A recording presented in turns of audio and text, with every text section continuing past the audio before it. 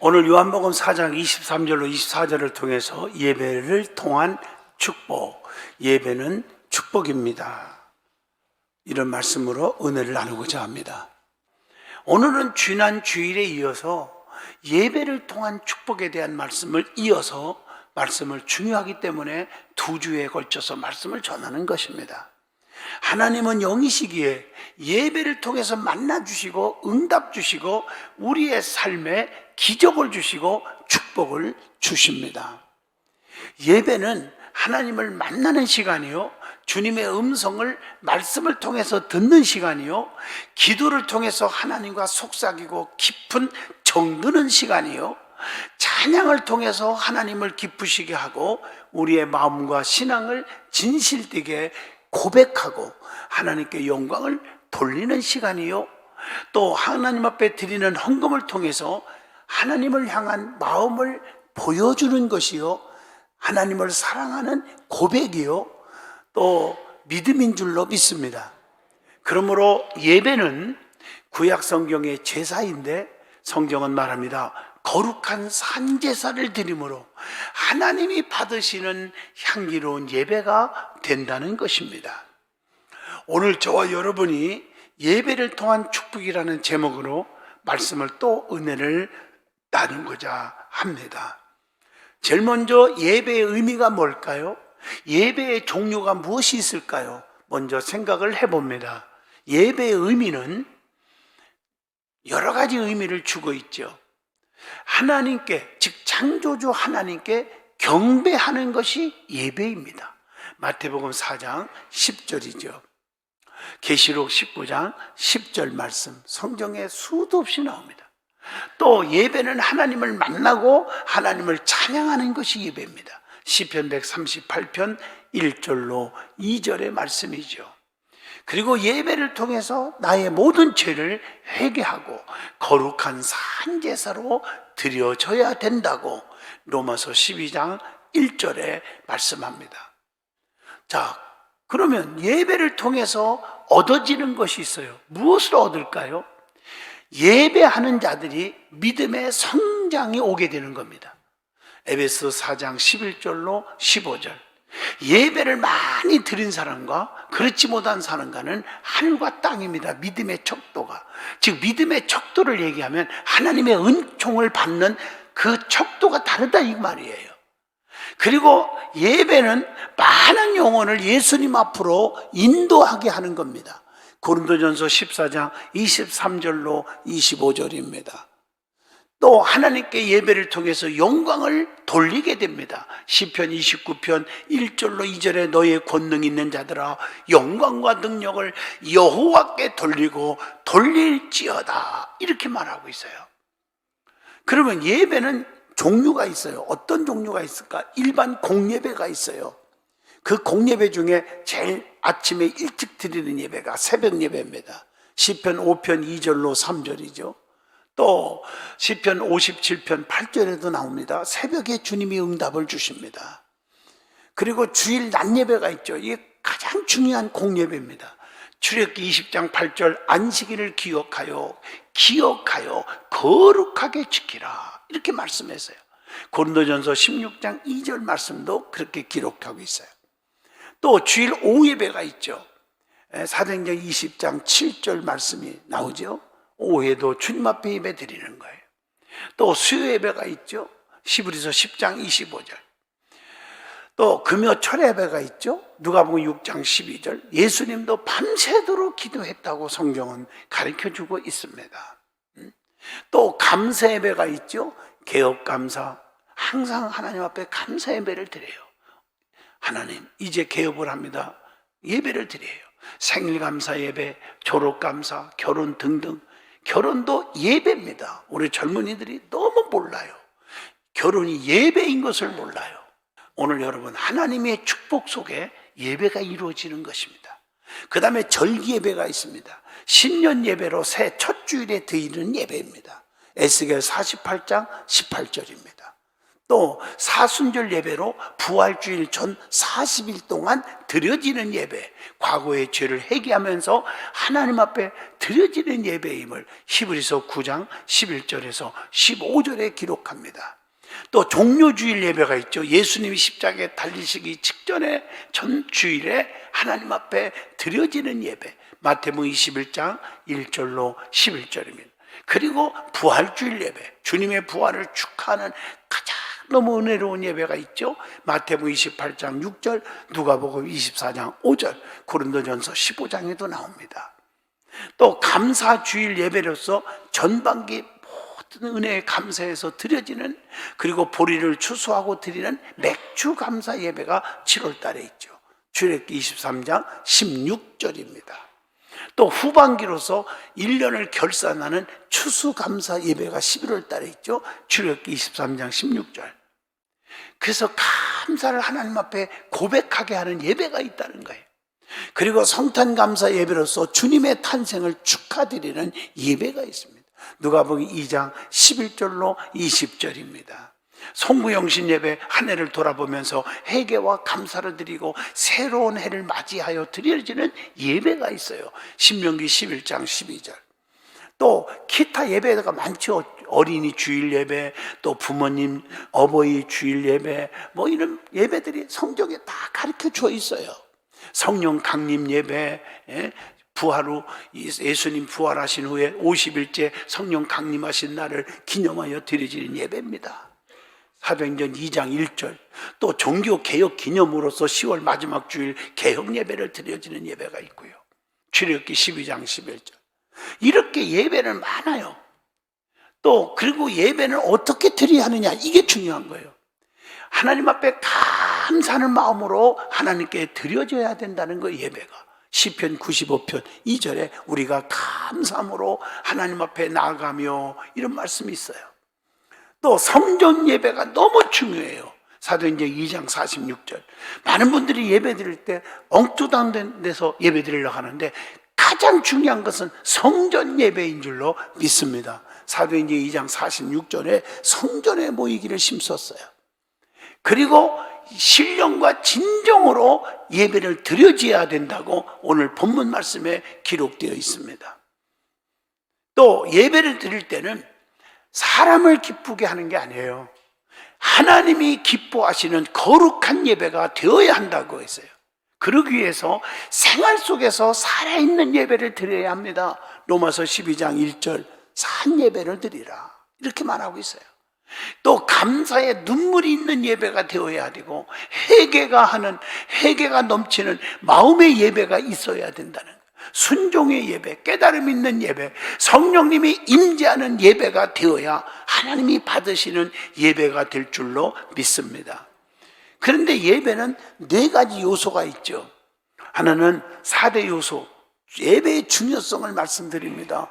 말씀, 기도, 그 다음에 찬송, 헌금, 하나 더 한다면 코이노니아, 영적 교제지요. 예배의 4대 요소, 그 말씀을 먼저 드리기 전에 우리가 꼭 알아야 할 말씀이 있죠. 먼저 드리기 전에 주일을 왜 지켜야 되느냐는 거예요. 주일은 주님의 날이에요. 우리의 날이 아니란 말이에요. 창세기 2장 1절로 3절입니다. 그래서 출애굽기 20장 8절에 안식일을 기억하여 거룩하게 지키라, 이렇게 말했어요. 예수님은 율법을 완성시키러 오셨습니다. 그래서 안식일이 주일로 바뀌게 된 겁니다. 마태복음 5장 17절로 18절입니다. 그리고 율법의 안식일은 그림자입니다. 히브리서 4장 8절로 9절. 주님께서 율법을 이루심으로 주일로 바뀐 겁니다. 요한복음 20장 19절에 말씀합니다. 그래서 예수님은 안식일의 주인이 되신다고 마태복음 12장 8절에 인자는 안식일의 주인이시니라 하시니라 분명히 말씀합니다. 주일을 어떻게 지켜야 합니까? 사도행전 20장 7절 말씀을 참고하시면 됩니다. 세상적인 노동을 그만하는 거예요. 세상적인 노동. 신명기 5장 14절. 여러분 성경을 보세요. 법궤가 가는 곳마다 기적이 일어났는데 그 법궤 안에 만나들은 금항아리가 있잖아요. 왜 만나를 놓아놨을까? 여러분, 만나에 대해서 잘 은혜를 받아보세요. 굉장한 은혜예요. 그 만나는 여러분들이 굶어 죽지 않도록 하나님께서 위에서부터 먹을 것을 내려주신 것도 되지만, 욕심 부리고 막 하늘에서 내려오니까 이틀분, 3일분 막 땀 흘리면서 걷어들인 거, 그 다음날 가보니까 어떻게 됐어요? 다 썩어서 악취가 나고. 악취가 났다는 말은 무슨 얘기입니까? 썩었다는 말은요, 막 아마 세균이 득실거리고 몸에 해로움이 올 거예요. 다 쓸모가 없어져 버려요. 그런데 주의를 지키라고, 즉 안식일을 지키라고 이틀분을 거두게 했는데, 그 다음날 가보니까 하나도 안 썩었어요. 이게 무슨 의미인 줄 아십니까? 뼈가 빠지도록 고생을 안 해도 주의를 지키면, 주일날 일 안 해도 하나님이 책임져 준다고 하는 이 법칙을 잊지 않기를 축복합니다. 꼭 기억하세요. 그래서 안식일은, 주일은 사사로운 오락을 금하라고 그랬어요. 어떤 사람은 예배드리고, 이사야 58장 13절입니다. 예배드리고 골프 치러 다니고 놀러 다니고, 그게 여러분 주일 지키는 게 아니라는 사실을 아셔야 합니다. 그리고 주일을 온전히 지키면 하나님이 책임져 주는데 어떤 복을 주십니까? 나 자신이 복 받는 사람이 되어버리는 겁니다. 이사야 56장 2절 말씀, 굳게 잡은 사람은 복이 있느니라, 이렇게 말하고 있어요. 또 육신의 건강도 온대요. 건강. 마가복음 2장 27절의 말씀입니다. 또 약속의 땅을, 하나님이 보장한 땅을 기업으로 받을 수가 있어요. 이사야 56장 4절로 5절입니다. 그래서 여러분들이 힘들어도 주일을 정말 귀하게 여기고, 하늘이 두 쪽 나도 내가 주일을 지키겠다고 하는 사람과 그렇지 않은 사람과 비교해 보세요. 주일을 너무 귀하게 여기는 사람들은요, 망하는 일이 없는 거예요. 재단 뿔을 잡고 있는 거예요. 속죄함을 받고 많은 것을 깨닫고 구원하심에 대한 확신을 갖게 되는 축복도 온다고요. 신명기 5장 15절의 말씀입니다. 그래서 구체적으로 예배는 4가지가 있다겠죠. 말씀, 찬양, 기도, 헌금, 하나 더 한다면 코이노니아, 영적 교제도 있겠죠. 제일 중요한 것 첫 번째, 말씀입니다.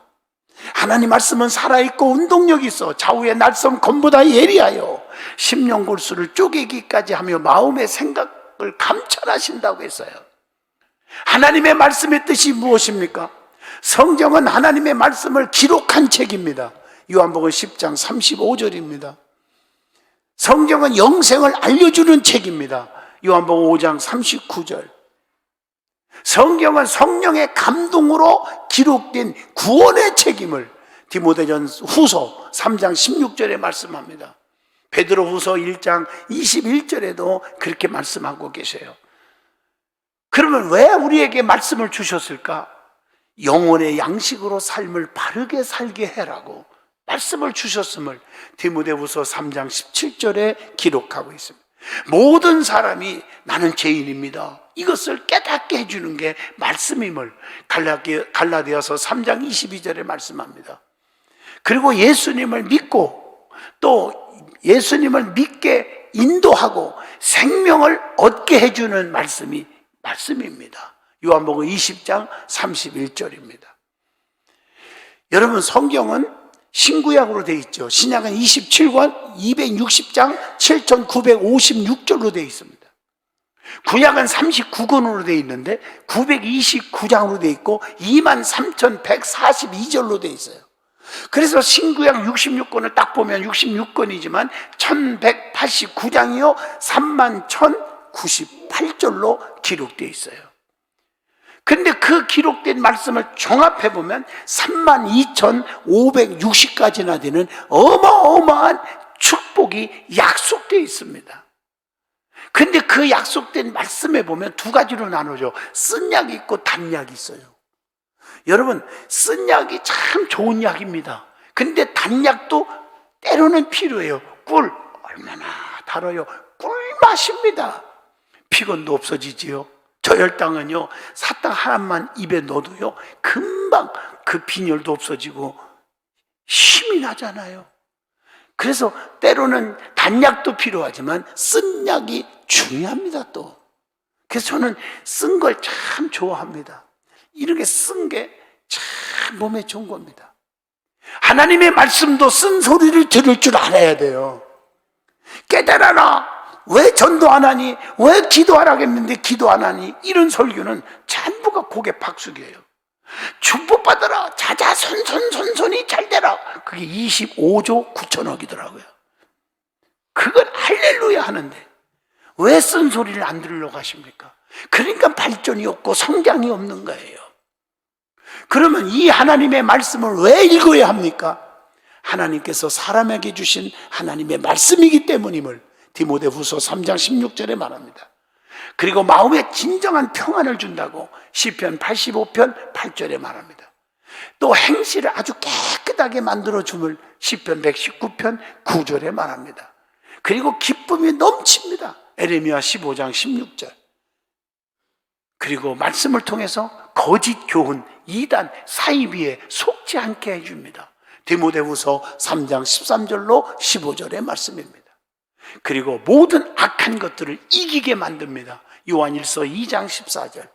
그리고 근면 검소하게 만들어줍니다. 사도행전 17장 11절. 그래서 하나님의 말씀대로 살라 그렇게 말하고 있어요. 말씀대로 사는 자에게 주시는 축복이 구체적으로 또 성경에 기록되어 있어요. 네가 어디를 가든지 무엇을 하든지 형통하게 하리라. 여호수아 1장 8절입니다. 큰 평안을 얻고 장애물이 없게 해주신다. 시편 119편 165절에 기록되어 있습니다. 그리고 엄청난 축복의 열매를 맺게 해주신다고 시편 1편 2절로 3절에 기록되어 있습니다. 그리고 우리의 삶 속에 절대로 실패하지 않게 해주신다. 마태복음 7장 24절입니다. 그리고 하나님이 상급을 주시고 축복을 보장해 주신다고 시편 19편 9절로 11절이나 계시록 1장 3절, 누가복음 11장 28절에 다 기록하고 있어요. 그래서 주님이 재림하실 때에 새하늘과 새 땅을 차지하는 엄청난 복을 약속하고 있음을 계시록 21장 6절로 7절에 말씀합니다. 그래서 볼지어다 내가 세상 끝날까지 너희와 항상 함께 있으리라 하시니라. 마태복음 28장 20절에 그렇게 기록하고 있습니다. 두 번째, 예배에는 요소 중에 기도입니다. 기도 외에는 이런 유가 나갈 수 없다. 왜 기도해야 합니까? 하나님과 대화하는 것이요 영적 교제가 기도임을 시편 91편 14절에 말하고, 기도는 영혼의 호흡이요 맥박과 같다고 로마서 12장 12절에 말했고, 또 기도는 하나님과 가까워가는, 하나님과 아주 가까워지는 것이라고 시편 145편 18절에 말씀합니다. 기도는 문제를 해결해 주는 것입니다. 시편 50편 15절에 환난 날에 나를 부르라. 내가 너를 건지리니 네가 나를 영화롭게 하리로다. 이렇게 말씀하고 있어요. 기도하면 무엇이든지 다 들어준다고 에레미야 33장 3절, 마태복음 7장 7절로 8절, 요한복음 15장 7절 등등 성경에 얼마든지 약속하고 있습니다. 기도하십시오. 기도하면 여러 가지 효과가 나타나는데 어떤 효과가 나타날까? 성경을 찾아보니까 사제의 은총을 받는데요. 로마서 8장 1절로 2절에 또 하나님의 사랑을 깊이 깨닫게 해준대요. 마태복음 5장 44절. 성령님의 은사와 능력을 체험하게 해준대요. 사도행전 2장 3절로 4절. 그래서 기도하는 방법도 여러 가지가 있는 거예요. 상황에 맞게. 기도도 상황에 맞게 기도하는 거예요. 여러분 보세요. 예를 들어서 어떤 사람이 기도를 하는데 지금 남이 지금 슬픈 일을 당했는데 하나님 아버지 하나님 아버지 웃으면서 기도를 중복기도 할 수 있습니까? 맞잖아요. 여러분 남이 축복받을 일이 막 생겨갖고 하나님 앞에 축하 기도를 해주는데 하나님 이 집구석이 슬픈 일이 없게 해주시고 이럴 수 있습니까? 여러분 기도도 다 상황에 맞게 기도하는 게 때로는 엎드려 기도하기도 하고, 성경에 보면 마태복음 26장 39절 때로는 무릎을 꿇고 기도하고, 다니엘서 6장 10절 때로는 손 들고 높이 들고 기도하고, 디모데전서 2장 8절 때로는 일어서서 손 들고 기도합니다. 마가복음 11장 25절. 그런데 기도도 잘못된 기도는 하나만 하예요. 잘못된 기도, 응답 없는 기도가 뭘까? 원수 맺는 것을 풀지 않고 기도하면 응답이 없어요. 마태복음 5장 23절로 24절, 가장 어리석은 사람이 관계 회복을 안고 하나님 믿는다는 거 불쌍한 거예요. 원수 맺지 마세요. 절대 응답이 없습니다. 그리고 자기 죄와 허물을 해결치 않고 기도하면 응답이 없습니다. 누가복음 19장 8절입니다. 교만하여 남을 시기하고 비판하고 쑥덕거리며 기도하는 사람은 응답이 없습니다. 에베소 4장 30절입니다. 저도 하나님 앞에 기도할 때마다 눈물로 기도하는 게 있습니다. 하나님, 인간이기 때문에 목회하면서 저 사람은 왜 이렇게 배신한대요? 저 사람이 안 그럴 사람은 왜 저렇게 말을 함부로 한대요? 그럴 때마다 하나님, 저자 그냥 완전히 그냥 뻔때를 보여주시고 주시옵소서, 이렇게 기도하고 싶은 때가 인간이기 때문에 있습니다. 때로는. 그래서 회개하면서 하나님, 절대 내 입에서 그런 기도 않게 해달라고, 목자다운 목사로 만들어 달라고 얼마나 기도하는 줄 아십니까? 여러분, 기도는요, 남을 저주하는 기도를 하면 안 됩니다. 축복해 주는 기도를 해야 됩니다.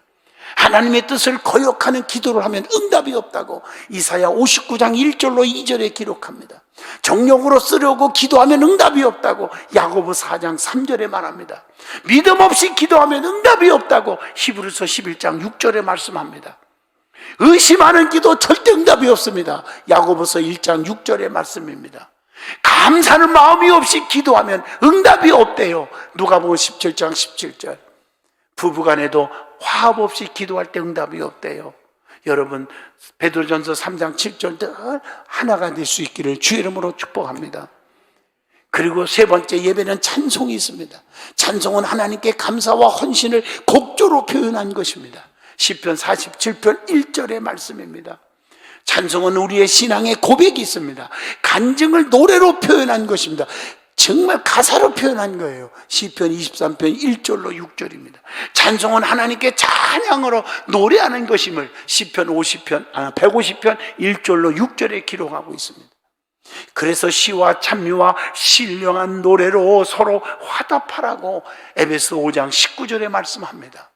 찬송을 하면 모든 악한 영들이, 모든 대적들이 다 물리치게 하신대요. 이사야 42장 10절로 13절입니다. 그리고 지혜와 총명을 주셔요. 기도하면요. 참 놀랍죠. 다니엘서 2장 20절로 23절. 그리고 기도하면 기적이 일어납니다. 사도행전 16장 25절로 34절. 기쁨과 평강을 주십니다. 아버지가. 로마서 15장 11절로 13절입니다. 하나님이 너무 기뻐한대요. 기도할 때. 히브리서 13장 15절로 16절.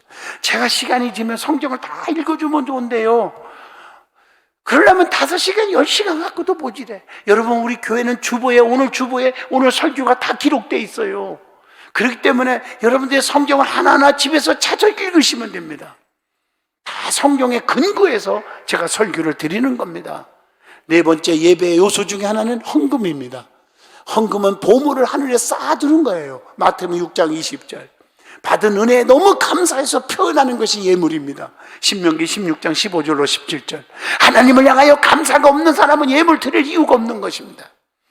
그리스도인의 본분이 예물 드리는 거예요. 그래서 헌금은 11조가 기본 표준입니다. 말라기 3장 8절로 10절, 창세기 14장 20절. 이게 11조 생활을 안 하면 그 나머지는 뭐 얘기할 것도 없습니다. 기본이 11조입니다. 헌금은 모든 소산의 첫 열매라고 레위기에 분명히 말했어요. 27장 26절에. 그래서 최선을 다하는 거예요. 얼마나 많이 드리느냐, 이게 중요한 게 아닙니다. 인색하거나 억지로 하지 말라는 거예요. 고린도후서 9장 7절의 말씀입니다. 드림으로 넘치는 축복을 보장해 주심을 신명기 14장 28절에 분명히 말씀합니다. 말씀을 맺겠습니다. 하나님은 예배를 통해서 영광을 받으시고 우리에게 넘치는 축복을 주십니다. 신령과 진정으로 예배를 드리시고 예배가 성공하면 한 해 동안 시온의 대로가 쫙 열릴 줄로 믿습니다.